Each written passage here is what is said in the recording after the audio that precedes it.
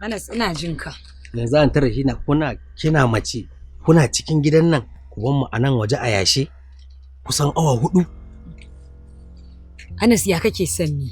Duk yanda muka kai da san amaryan nan ka san dai ba su yi iyayenta ba. Dan iyayenta su ne sai dace duk su sallami amaryan nan. Ba su ba mu ita ba ya kake son mi? Idan su sun kasa sanin abin da ya dace ku menene amfanin ku a cikin gidan?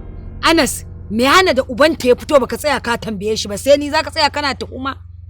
Ko shi Nawas din bai san abin da yake faruwa ba? Ku yi hakuri ba wai ina nufin dora muku laifi gaba ɗaya bane ba. Da alama fa ba za a kai amaryan nan yau ba. Wannan wace ce kuma? Dangin amaryan ne ban sani ba ko yatta ce ko kanwata ce ma ni ban sani ba. Idan ba za su ba mu ita ba me na tsaye da mu da wani banzan kuturin ba mu hakurin su. To ni ina ruwana matsalar su ce wannan ni ma ban sani ba.